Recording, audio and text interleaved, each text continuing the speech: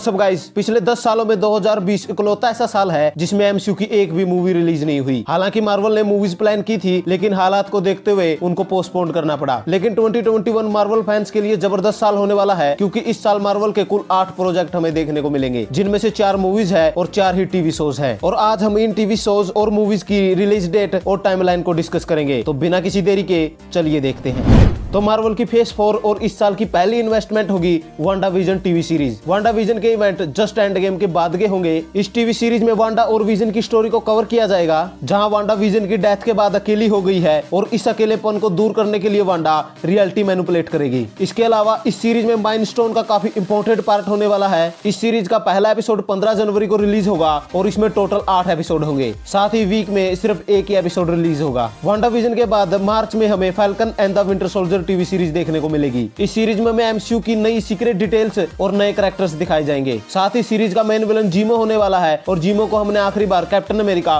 Civil war में देखा था। और इस सीरीज का main focus falcon एकेए Sam Wilson और विंटर सोल्जर एकेए बकी बांस पर रहेगा। जहां कैप्टन अमेरिका ने सैम को उसकी शील्ड और टाइटल दोनों एंड गेम के लास्ट में दे दिए थे, तो वहीं बकी बांस ये प्रूव करने में लगा होगा कि वो विलन नहीं एक हीरो है। इसके अलावा इस सीरीज में गवर्नमेंट का न्यू कैप्टन अमेरिका और थंडरबोल्ट आर्मी इंट्रोड्यूस करवाई जाएगी। साथ ही रूमर्स है कि ओल्ड कैप्टन अमेरिका का कैमियो भी इस सीरीज में हो सकता है। और इस सीरीज को 19 मार्च को डिज्नी प्लस पर रिलीज किया जाएगा। तो 2 back to back TV series के बाद फाइनली 7 मई को ब्लैक विडो थिएटर्स में रिलीज होगी। और इस मूवी का पूरा फोकस नताशा रोमानोफ के कैरेक्टर पर होगा। Natasha Romanoff aka Black Widow current timeline में मर चुकी है, लेकिन ब्लैक विडो मूवी की timeline Captain America Civil War और इन्फिनिटी वॉर के बीच के होने वाली है। तो इस मूवी में हमें यही दिखाया जाएगा कि स्कोविया कोड के लागू होने के बाद ब्लैक विडो कैसे सर्वाइव करती है, साथ ही कैसे ब्लैक विडो रेड रूम का पर्दाफाश करेगी। इस मूवी में हमें यह भी पता लगेगा कि कैसे नताशा रोमानोफ ने शील्ड ज्वाइन की और वो कैसे ब्लैक विडो बनी। इसके अलावा इस मूवी का विलन टास्क मास्टर है। टास्क मास्टर के पास पावर्स है कि वो सामने वाले की फाइटिंग स्किल को आसानी से कॉपी कर ले। ऊपर से रूमर्स है कि इस मूवी में हमें टोनी स्टार्क का कैमियो भी दिखे। और ये मूवी मार्वल की ऑलमोस्ट 2 साल के बाद पहली थिएटर रिलीज होगी। और हाँ, मई में ही मार्वल लोकी की टीवी सीरीज को भी लॉन्च करेगा।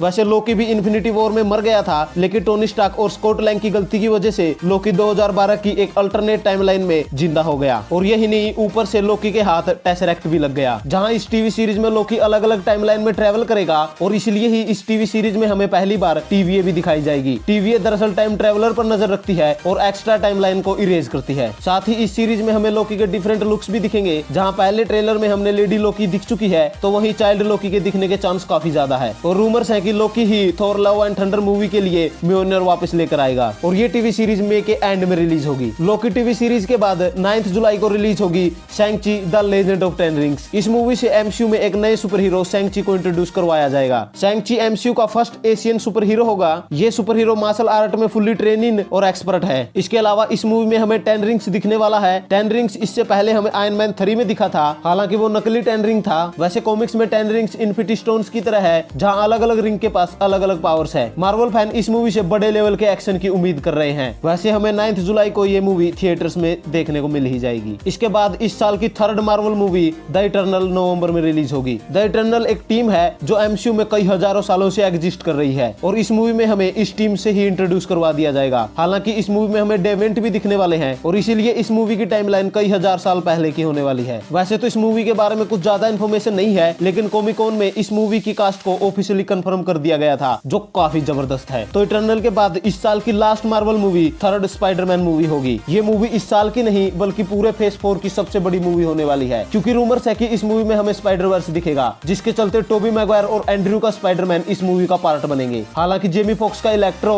डॉक्टर ऑक्टोपस और डॉक्टर स्ट्रेंज इस मूवी में ऑफिशियली कंफर्म कर दिए गए हैं। ऊपर से यहाँ इंटरेस्टिंग ये है कि लास्ट स्पाइडरमैन मूवी में स्पाइडरमैन की आइडेंटिटी पब्लिकली रिवील हो चुकी है। साथ ही रूमर्स है कि इस मूवी में मल्टीवर्स के कॉन्सेप्ट को यूज किया जाएगा, जो इस मूवी के प्लॉट को काफी इंटरेस्टिंग बना देगा। और मल्टीवर्स से ना डिफरेंट स्पाइडरमैन बल्कि हमें कई और नए और पुराने सुपर हीरोज के कैमियो भी इस मूवी में देखने को मिलेंगे। लेकिन इस मूवी का इंतजार हमें दिसंबर के एंड तक करना होगा।